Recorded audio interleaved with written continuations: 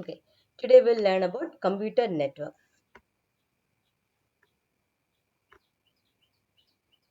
Okay, first we'll see the definition of a computer network. We can say that a computer network is defined as an interconnected collection of autonomous computers. An interconnected collection of independent computers.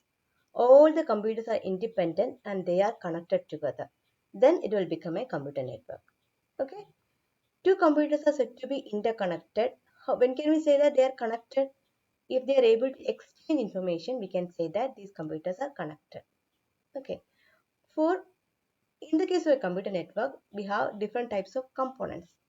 The components of a network are at least we need two computers to connect. We can two computers in the network, and we need a network interfacing card or NIC. NIC is the talking device inside a computer system, and we need a connection media. That is, we have to connect these computers through a cable should be there between these computers, or we can connect these things using a wireless media. And we need an operating system, a network operating system that is able to manage these computers. Okay, these components are required to form a network. Okay, now see, I told you that two computers are connected through a wire or wireless. Hmm? When we connect these two computers, there are different transmission modes in a computer network. How data is transferring from one machine to another. We have a sender and we have a receiver. How the data transmission occurs from the sender to the receiver. That comes under transmission modes of a computer network. Okay. This is also known as the communication mode of a computer network. That is, this defines the directional flow of information. There are three types of transmission modes. One is simplex mode, second one is half duplex, and third one is full duplex. Simplex, half duplex, and full duplex. First, we will see what is a simplex mode. In the case of simplex mode, data can be sent only in one direction. We can say that the communication is unidirectional. Imagine the rainfall. Rain comes from top to bottom, right? Imagine we are opening a tap. The water flows from the top to bottom. The water flows from upper level to lower level, not in the reverse. It is one directional. Okay. So the message is sent from the sender to receiver. We are not expecting any data back from the receiver to sender. This type of communication is used to send a command or signal and do not expect anything back. There is no response back. Okay. We can see TV. In the case of TV, we are getting the information as TV broadcasting is provided. We cannot provide our input to the TV. Same is the case with the monitor. It displays contents. Keyboard. Through keyboard, we are accessing keys, but nothing is can be given back to the keyboard. Right. This type of transmission is known as simplex communication. Next is half duplex. Here the data can travel in both directions but only one at a time. Imagine a bridge where only there's only single line. Vehicle can go only in one direction. There's not enough space. So how do we make vehicle travel to this day? We block vehicles coming from one side and allow all the vehicles on the other side to pass through the bridge. After that, we block the other side and let the vehicles from this side pass through the same bridge. So using the same line, both transmission is possible. Okay, this is the transmission is bidirectional but only one at a time. The example of a half duplex communication is walkie-talkie. Walkie-talkie used by police people. They can send data as well as receive data, but only one at a time. Okay. The third type of communication is full duplex communication. Here we can send data in both directions at the same time, bidirectional. Okay, both data at the same time. This is analogous to two-line traffic, four-line traffic, six-line traffic, etc., where vehicle can go in both directions at the same time. There are more than one line. One line is not enough. More than one line is required in the case of full duplex communication. Imagine a telephone network. We can call another person, we can talk to him. The same way we can listen to him. Through the same line, we can talk as well as listen. We don't want others to stop. There's no need for half duplex communication. Communication can be in bidirectional, both direction. Okay. Now let's see the topologies, network topologies. We have learned how data is flowing from one machine to another, sender to receiver, or receiver to sender. Okay, so now learn how these machines are connected together. There are different ways the machines can be connected. That is known as topology. The way in which the computers are connected is known as topology. We can say, in the case of a network terminology, each computer system in a network is known as a node. We name it by the name NOD, node. Node means a network, node means a computer in a network. Okay. Now see different types of topologies. One is a star topology, second one is ring, third is bus, fourth is mesh, tree and hybrid. First we are going to learn about bus topology. Look at the diagram. Here there is a single line. To the single line, all the machines are connected. Hmm? Bus topology is a network type in which every computer is connected to a single cable, which is known as the backbone of the network. So, whoever wants to send data has to send it to the bus. This bus is simply termed as a name wire. So, whoever wants to transmit data, who has to transmit data to the bus. From the bus, the data flow through the bus. Whoever want to receive, he can receive the data. Okay. When the bus has only two endpoints, we can say that this is a linear bus topology. In the case of bus, the transmission is only in one direction. Each device connect each device is connected to the single cable. Look at that. Every machine is connected to the cable. Suppose this machine wants to send data, it sends data to the cable. The data flows to the cable. This machine can receive data from this. Here the transmission methodology is broadcasting. Everyone can hear, but only the machine which is addressed to it will receive the data, will get the data. Others can hear, they won't pick the data. Advantage of bus topology is that it is cost effective. Cable is required Cable record is least compared to other topologies. It is used in small networks. It is easy to understand, easy to expand by joining two cables together. But it has a lot of disadvantages too. The main disadvantage is that if the backbone drops, the whole network will drop. If the backbone fails, there won't be any network. If network traffic is heavy, that is, if you have more number of nodes in the network, the performance decays because everyone is sharing the same backbone. Everyone is sending through the same backbone. So data can collide easily. Okay. So it is good only for a small network. And third one is that the cable has only limited length. And this is lower than the next one, ring topology. Now see the next topology, which is known as ring topology. The name is ring because the networks are connected. The topologies looks like the ring. The nodes are connected like a ring. The first to second, second to third, third to fourth, and so on, and last to first. Okay, this is how the rings are connected. Ring a ring a rose. As you're playing in your childhood, ring a ring a rose. The same way the ring topology is connected. Here, every device has exactly two neighbors. Look at this one. Here, it has a forward neighbor. It has a backward neighbor. Everyone has a single neighbor. Sorry, every node has exactly two neighbors. Now, suppose one machine wants to send data, it has to send through the ring. Okay, like suppose there is a token which is circulating through this ring. If one machine wants to send data, it has to capture that token first. Whoever has a token can send data. Once data is sent through the ring, it has to send the token back to the ring. The token will transmit through the ring as well as data also transmit through the ring. And suppose this machine wants to send data, it sends the data into the ring. It passes through this one, this one, this one, and like that. So suppose this machine wants to send data to this one, what will happen? It passes through these two nodes. Okay, it is passing the parcel method. Passes the second one, next one, to the next one, until it reaches the destination. Here, the transmission mechanism is unidirectional, in one direction. It can be made bidirectional by having two rings, called dual ring topology. In dual ring topology, two networks are formed. Data flow can be in the opposite direction also. Here, if one ring fails, we can use a second ring as a backup. Okay. Here, data is transferred in a sequential manner bit by bit. Data transmitted has to pass through each node of the network until it reaches the destination node. Look at one. Look at the previous diagram. This machine wants to send data to this one, so it passes through this one, and this one. That's how the data is transmitted to the next one, to the next one, to the next one, etc. So if you have very large number of networks, suppose there are 100 nodes in the network, the first one want to send to the 98th one.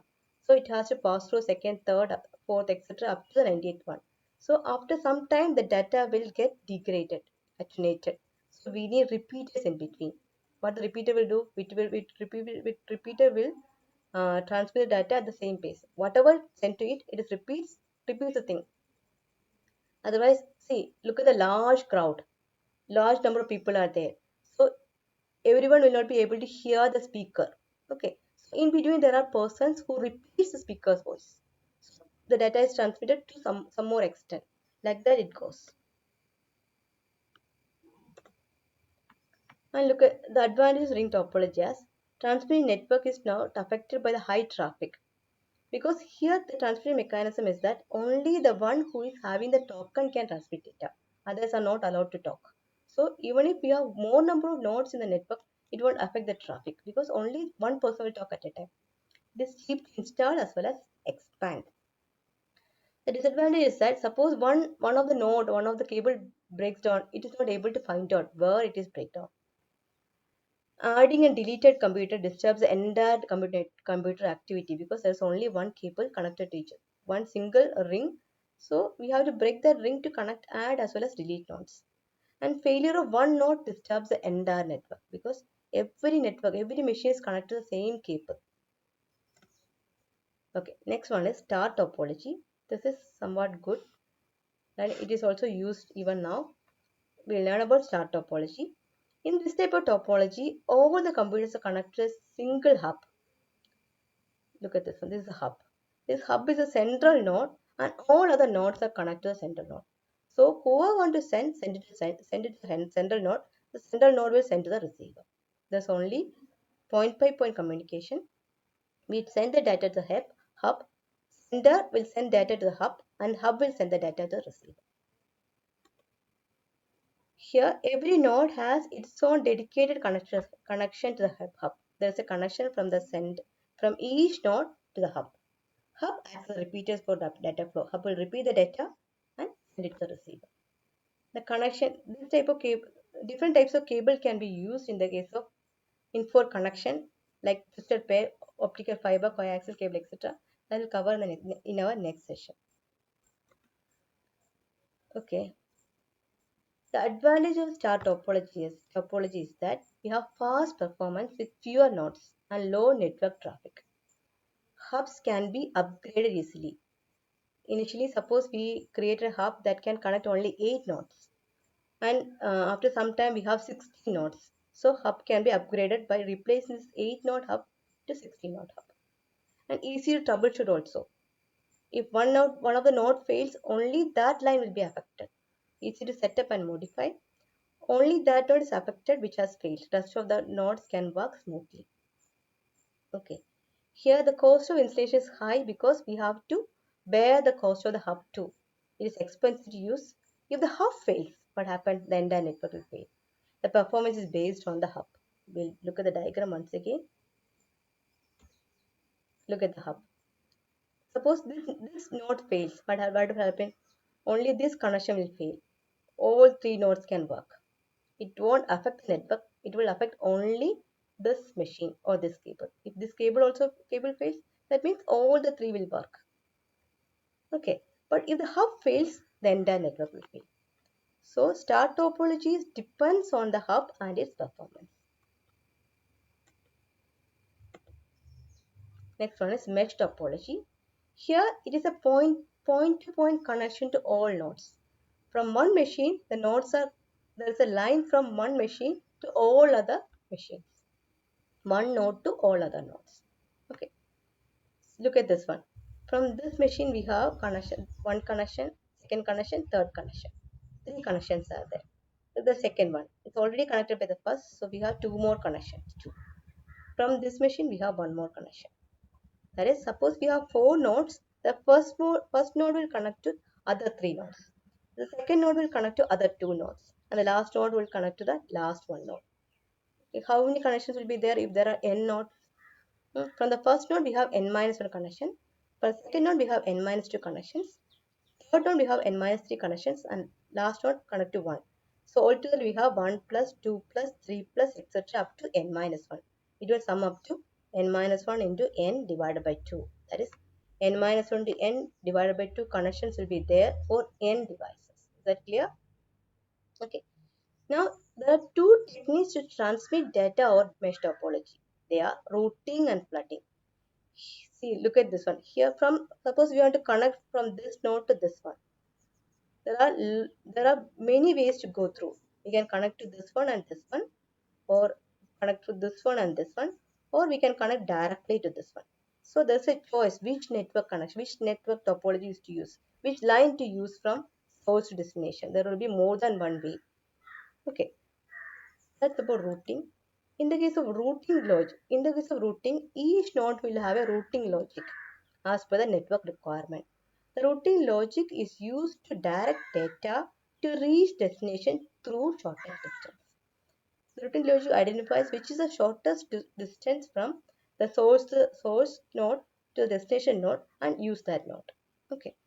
It also have idea about broken links or heavy traffic links, and it avoids that nodes. So this will perform best because we have routing logic, but slightly complex compared to other one.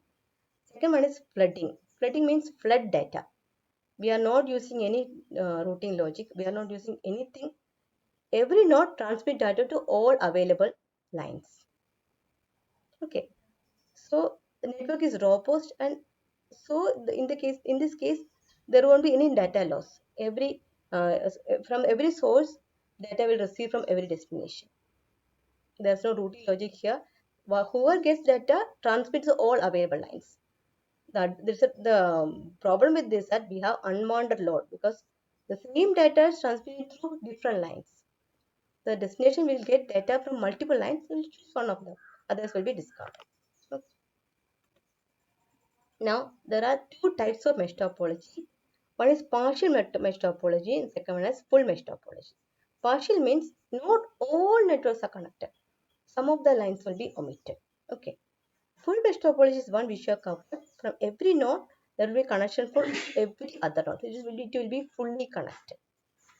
If it is fully connected, it will be robust and it will not be flexible.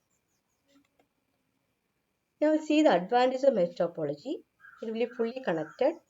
Each connection can carry its own data load, is robust, fault is diagnosed easily, it provides security and privacy. Okay. Disadvantage is that here we have to connect one node to all other nodes. So installation configuration is difficult. We need more cable cost will be higher. Bulk wiring also required because there is a connection from every node to every other node. Okay. Now learn about tree topology. Tree topology looks like this. There will be a root node, and from the root node, all other nodes are connected to form a hierarchy. This is also known as hierarchical topology. It should have at least 3 levels to perform this hierarchy. There will be this node will supersede the other two. Okay. Here, what happened? If this node fails, all all nodes which is in the hierarchy will fail. This is good for client server architect. Well, one is a server, others are clients. It's ideal if workstations are located in groups. It is used in wide area network. Okay, advantage is that extension of bus and start. This is an extension of bus topology and star topology. Expansion of nodes is very easy. That is, we can add node at the end. We can add as many nodes at the end. There's no problem in expansion. It can be easily maintained and managed. Error detection is also very easy. Here also cabling is slightly heavy as well as costly. If more nodes are added, maintenance is difficult. If the central one fails, network fails. Where's my mouse? Suppose this one fails, what happened? These two nodes will fail. Suppose this one fails, nothing happened. This is because this is a leaf node. If this one fails, what will happen? These two nodes will fail. Okay. If the central one to the other two If the center of the hierarchy fails, network will fail. Next, we are going to learn about hybrid topology. By the name itself, hybrid means it is a mixture of topologies. It is mixture of two or more topologies. Imagine in an office, one of the department has ring topology, other department has star topology. If we link these two together, we get a hybrid topology. Look at the diagram. Here, how many networks, how many topology you can see. In the center, this is a bus topology. This is connected through a bus topology.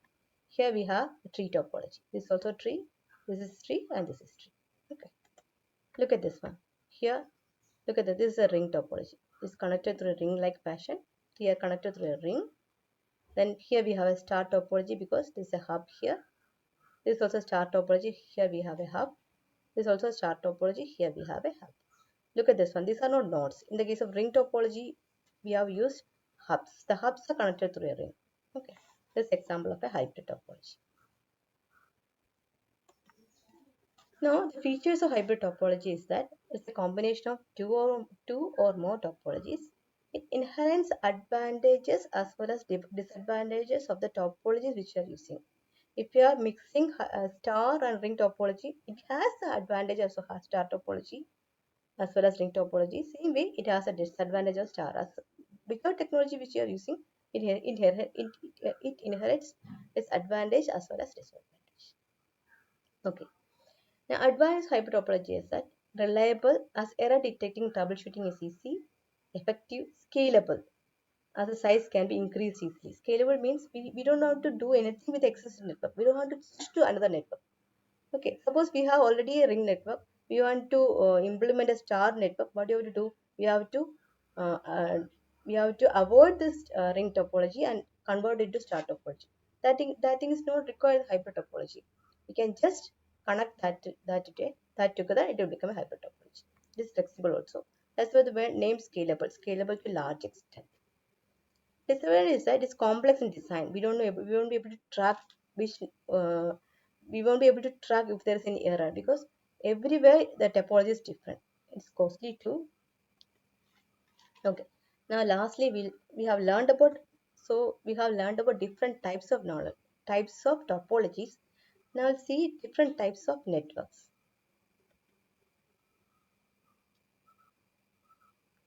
Okay, types of network, LAN, WAN and MAN. First we learn about personal area network. Personal area network is a network that is close to a person. Okay. PCs, printers, fax machines, telephones, personal digital assistants, scanners, wired or wireless connection between devices. Consider me. In my lap, there's my laptop, and near to me, I have my mobile, and there a desktop, printer. All these are connected to each other. This becomes a personal area network. Local area network means a network which is connected, a computer system which is connected, which is inside a room. The machines in our computer lab as local area network. Okay, there will be there is a network in our lab. There will be a network in the nearest mathematics department lab and economics department lab. All these things can be connected. It also becomes a local area network. That is networks that covers a short distance, like a room, floor, or building is used as a local area network. Now, all the machines in our campus, in the entire campus is connected. We can say it is a campus area network. CAN. Wide area network is used for long distance communication, long distance connection. If the networks are connected by long distance, provide connectivity over a large area, towns, states, or countries, we can say it is a wide area network. Next is metropolitan area network. It provides connectivity over areas such as a city, the connections within a city. Okay. Next is global area network. This is a model for supporting mobile communication across an arbitrary wireless LANs, satellite coverage, etc. It's for mobile communication. These are the different types of network. Okay. So we have covered what all things we have covered now. We have learned about types of communication, simplex, half duplex, and full duplex types of communication, directional flow of data, different types of topology, bus, star, What are things? Ring, a tree, hybrid, etc., and different types of networks. That's about today. Thank you.